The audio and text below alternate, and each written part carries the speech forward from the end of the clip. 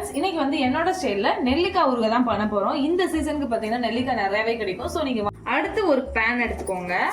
அதுல வந்து 1 table spoon அளவு வெந்தயம் சேர்த்துக்கிறேன். அதே அளவு வந்து நம்ம கடுகு சேர்த்துக்கிற போறோம். அதே ஸ்பூன்ல 1 ஸ்பூன் அளவு கடுகு சேர்த்து இதை நல்லா வந்து கருக விடாம வறுத்து இதை பவுடர் பண்ணி எடுத்துக்கணும். இந்த பொடி தான் ஊறுகாய்க்கு ஒரு ரொம்ப டேஸ்ட் கொடுக்கக்கூடியது.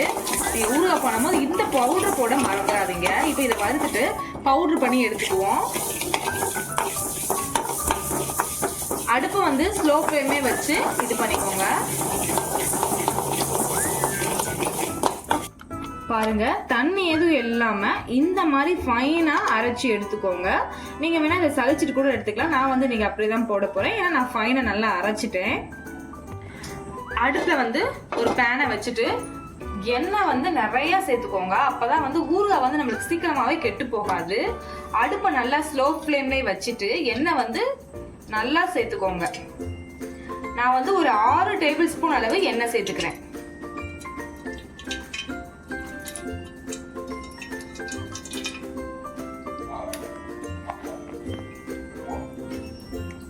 இப்போ எண்ணெய் நல்லாவே காஞ்சிருச்சு. இப்போ நான் வந்து ஒரு 2 டேபிள் ஸ்பூன் அளவு மிளகாத்தூள் சேர்த்துக்கிறேன்.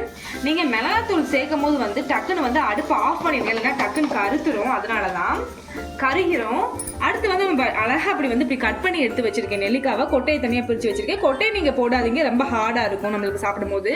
இப்போ இந்த நம்ம நெல்லிக்காவை சேர்த்துக்கிடுவோம். நான் வந்து அடுப்பை வந்து ஆஃப் பண்ணிட்டு தான் சேர்க்கிறேன், டக்குன்னு வந்து இது தீஞ்சிடும். அதனால இந்த மாதிரி சேர்த்துக்கோங்க. சேர்த்துட்டு நல்லா மிக்ஸ் பண்ணிக்கோங்க. நான் 2 டேபிள் ஸ்பூன் அளவு மிளகாத்தூள் சேர்த்துக்கிறேன். நீங்க வந்து காரத்துக்கு தகுந்த மாதிரி சேர்த்துக்கோங்க. காரம் அதிகம் வேணா நீங்க வந்து மிளகாத்தூள் கொஞ்சம் அதிகப்படுத்திக்கோங்க. இப்ப நல்லா வதக்கியாச்சு. நம்ம உப்பு சேர்க்கவே இல்லை, ஸோ நம்ம உப்பு சேர்த்துக்கலாம். உப்பு வந்து கொஞ்சம் அதிகமாவே சேர்த்துக்கோங்க.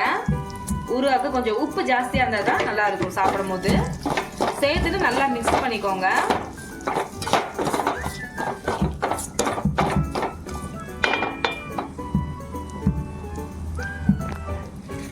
அடுத்தது வந்து லைட்டா பெருங்காயத்தூள் சேர்த்துக்கணும். பெருங்காயத்தூள் வந்து ஒரு வாசத்துக்கு லைட்டா போதும். சேர்த்துட்டு இதை நல்லா வதக்கி எடுத்துக்கோங்க.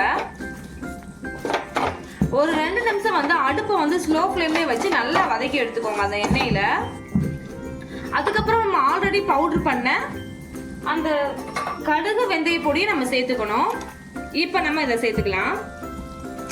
இது வந்து மெயினுங்க, இதை வந்து கடைசியில சேர்த்துக்கோங்க. சேர்த்துட்டு எண்ணெயில நல்லா வதக்கி எடுத்துக்கோங்க. பாருங்க ஊறுகாய் எவ்வளவு அழகா வந்திருக்குன்னு சொல்லிட்டு. இன்னும் நல்லா வதக்கும் போது சூப்பரா வருங்க. பாருங்க, நம்மளுக்கு வந்து ஊறுகாய் வந்து ஆல்மோஸ்ட் ரெடி ஆயிடுச்சு. பாருங்க எவ்வளவு சூப்பரா இருக்குன்னு சொல்லிட்டு. சுடு சாதத்துக்கு நீங்க அப்படியே போட்டு பரட்டி சாப்பிடலாங்க. டேஸ்ட் செம்மையா இருக்கு. சீரியஸா நீங்க கண்டிப்பா நீங்க ட்ரை பண்ணி பாருங்க. நான் சொன்ன மெத்தட்ல போட்டு செஞ்சு பாருங்க, ஊறுகாய் செம்மையா வரும். இதை வந்து நீங்க வந்து ஃப்ரிட்ஜில் வந்து நீங்க ஸ்டோர் பண்ணி வச்சுக்கலாம். 6 மாசம் வரைக்குமே கெட்டே போகாது. நீங்க தண்ணி படாம மட்டும் வச்சுக்கணும். இந்த மாதிரி வந்து ஒரு ஸ்மால் கண்டெய்னர்ல வந்து நீங்க வந்து ஸ்டோர் பண்ணி வச்சுக்கோங்க. நான் வந்து இன்னைக்கு இதான் எடுத்திருக்கேன். இந்த வீடியோ பிடிச்சிருந்தா லைக் பண்ணிட்டு மறந்துடாம சேனலை சப்ஸ்கிரைப் பண்ணிடுங்க. ஊறுகாய் வந்து நீங்க ட்ரை பண்ணி பார்த்துட்டு எப்படி வந்துச்சுன்னு மறந்துடாம கமெண்ட்ல சொல்லுங்க. தேங்க்யூ.